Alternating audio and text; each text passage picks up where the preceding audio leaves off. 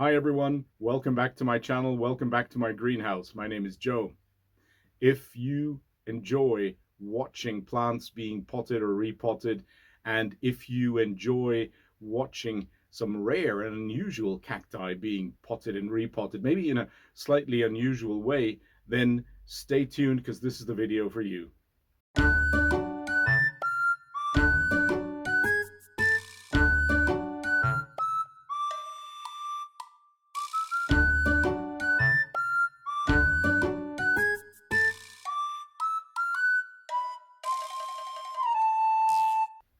So here we are, finally, a bit of sunshine again.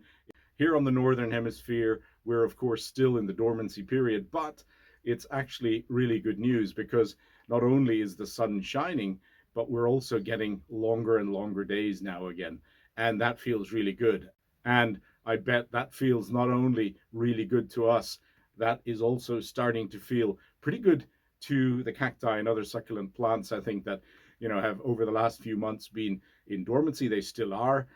This is, of course, an ideal time now to be potting or repotting some of the cacti because, well, there is actually a dedicated video that I have on my channel on the pros and cons of actually, and why I primarily repot my cacti during this later phase of the winter, so just ahead of the spring and just ahead of the actual growth period.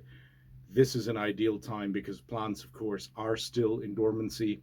Removing their roots during the repotting, not a problem.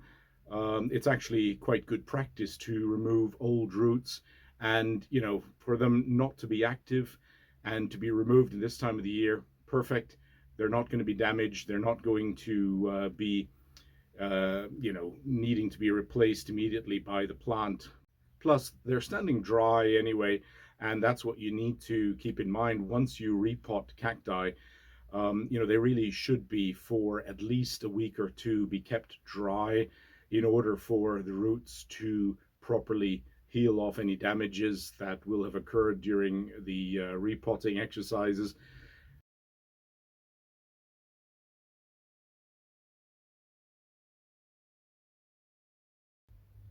In this sunny and slightly warmer corner of the greenhouse, I've got my Lophophoras. I've also got my Ariocarpus collection, the Ariocarpus fissuratus, and you can already see from the outside that the styrofoam box that I've been growing this wonderful collection of Ariocarpus in really is ready to be replaced. And so we're going to be looking at replanting, repotting these Ariocarpus fissuratus plants.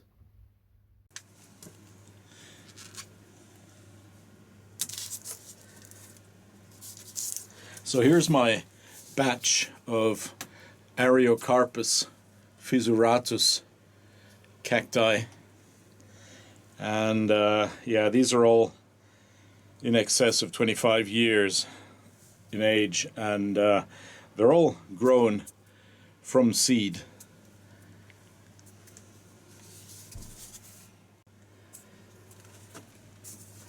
And what you can see here is how they have, with age, they've been actually, because they've been starting to split the styrofoam boxes that they're in.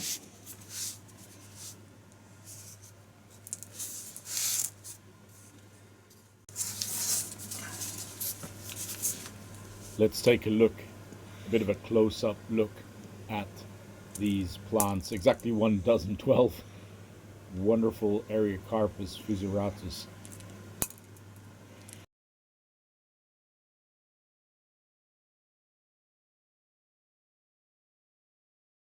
Okay, so we've got to start off this whole process with removing the plants from their original styrofoam box that they've been growing in.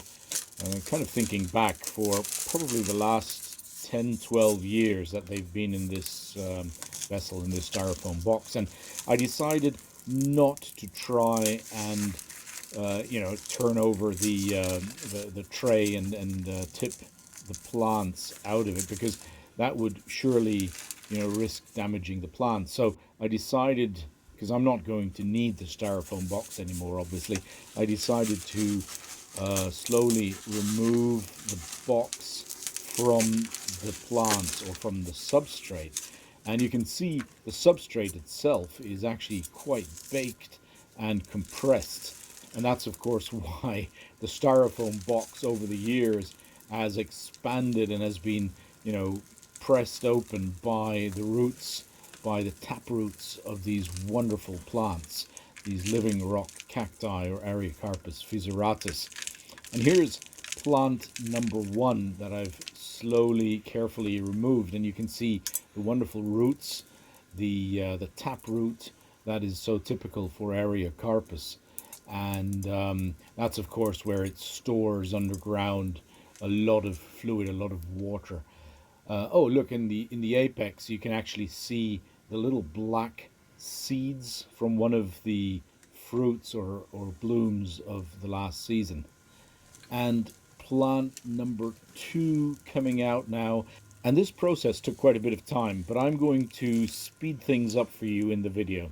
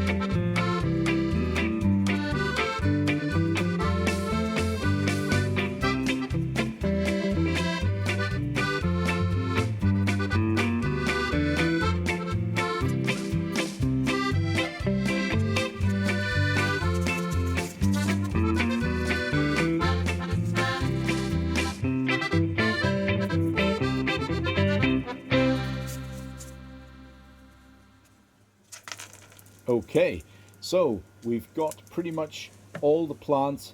Oh, here's one. This is quite interesting. This was the size of the plants when they were planted into the styrofoam box, and this is one, so number 13, that didn't make it. And this is, just in comparison, the size of one of the siblings, if you like, as it now is, compared to the plant that unfortunately died off pretty much probably in the first year of potting into this box. Anyway, that was an interesting comparison, just to show you how much over the last probably about 10-12 years the plants have actually been growing. And not easy to remove these.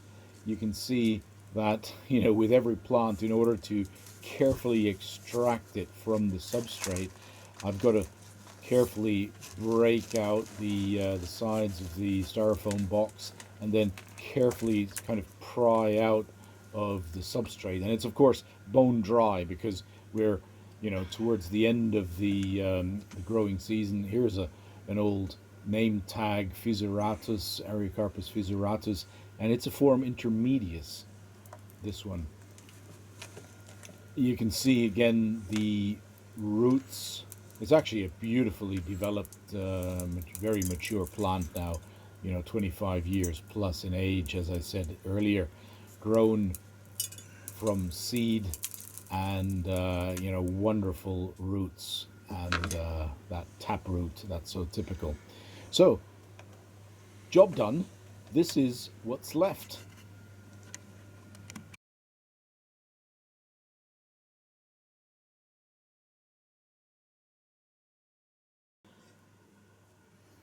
Now on to part two of the whole process, and these are two terracota trays that I've selected that I'm going to use to repot my Living Rock Cacti into these two terracotta pots that it's a type of pot that I'm also using successfully for all my Lophophora williamsi. And of course, it's got good drainage holes in the bottom, absolute must. And I'm first of all covering those with little terracotta chips, just so that obviously the substrate that I'm going to be filling in does not easily, drop out of the bottom of the tray, but yet it's permeable enough for water to easily percolate out, to easily flush out after watering, or during watering. Now what I do, first of all, I put in a layer of these leca granules, clay granules, and that's really to have a bottom layer that is quite coarse. You can also use coarse-grained sand, very coarse-grained sand, or little pebbles. I just happen to use these leca clay pebbles, and that's also because they hold a little bit of moisture for just a little longer than the mineral substrate that I'm using to plant the plants in. And you can see it's about 2-3 centimeters, say an inch or so, of this very coarse-grained pebbly layer that I put in for drainage purposes at the base of the trays. Then a slightly less coarse but still quite coarse a gritty sandy mix, just to cover the leca clay granules, and so just putting in a thin layer of these this sandy grit. There you go. You can see what I mean a lot better when I hold this to the camera, I hope. And that now is a bit over an inch at the base of the tray, a drainage layer to really ensure that after watering or during watering, there's no water trapped at the base of these terracotta pots. Now comes my substrate, the mineral rich, and this is truly mineral rich. It's about 10% max of organic content, if you like, which is a bit of a loamy soil that I add to what is otherwise a pure mineral composition of the substrate that I'm using. And it consists of pumice, there's lava in there, there's quartz granules, there's some zeolites, and that's really it. I use this sort of standard mix. Oh yeah, for these Ariocarpus plants, I also mix in a fair amount, maybe 5 or 10% of limestone chips, and also just a little bit of clay. These Ariocarpus plants do like a little bit of a clay content in their substrate as well.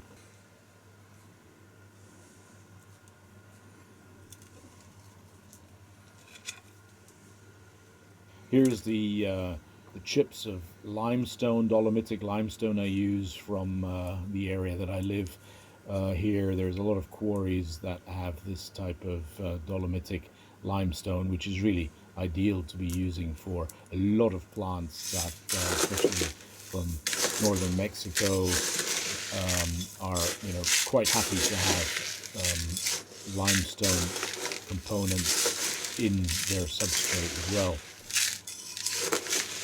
So I've obviously mixed the components very well, and I'm slowly filling in the trays. I fill into about 3/4 height, maybe 2/3.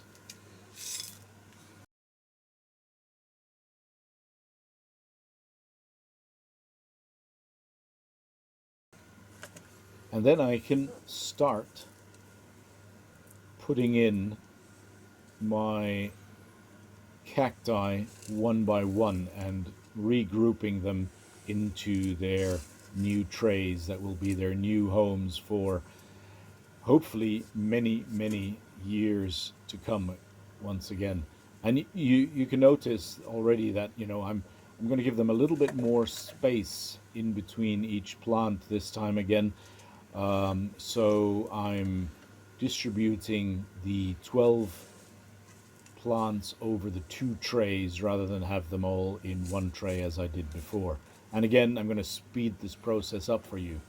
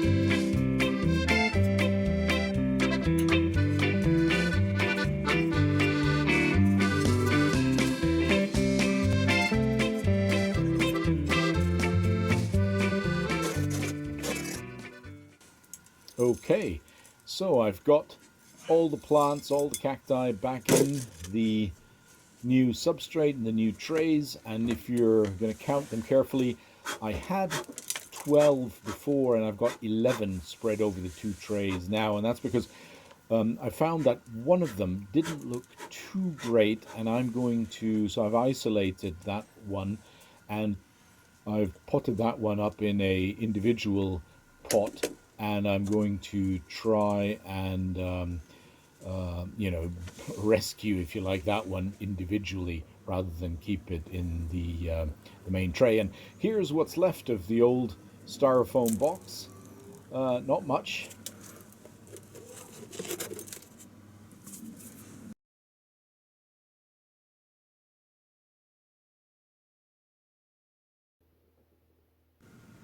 So there's my new home for these Ariocarpus fissuratus, for this group of 11 plants now, and hopefully these will serve the group as a wonderful new home for many, many years to come once again.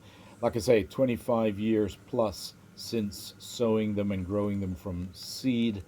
They are slow growers, but they can also reach quite amazing ages. So, hopefully they'll do well in these new trays, in these new pots, in the new substrate, and nothing really stopping them from,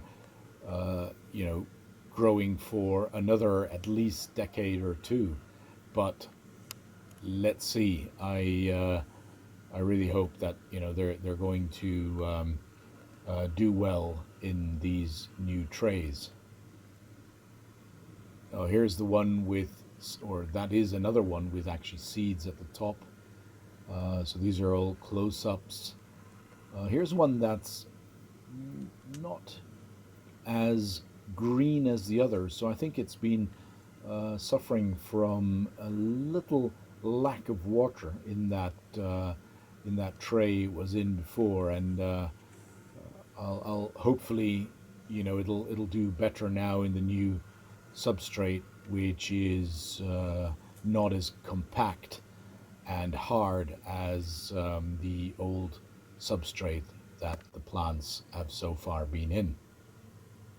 Another final look at these beautiful plants, and also, here's what they look like when they are in bloom. Just absolutely fabulous, fabulous. And that, of course, is not going to be so flowering time is not until late in the year, usually around September, October. And so, quite some months that the plants can now hopefully use to, grow proper roots again and prepare for the new flowering season. Well, I hope that was an interesting insight into some of the activities that I'm actually busy with at the moment. I hope you enjoyed that. I hope you liked that. If you did, then be fantastic if you left a like and perhaps also a comment. If you have a question, drop a comment equally. And if you haven't yet subscribed to the channel, well, a great way of actually supporting a small channel like this one, if you like these videos, if you like this style of information exchange and experience exchange, then please subscribe. And as you're subscribing, don't forget to hit the bell icon next to the subscribe button, because that will also ensure that you will get automatic updates on any uploads to the channel. By the way, it's all free. So thanks again for watching. Hope to see you very soon again. Take care. And as always, happy growing.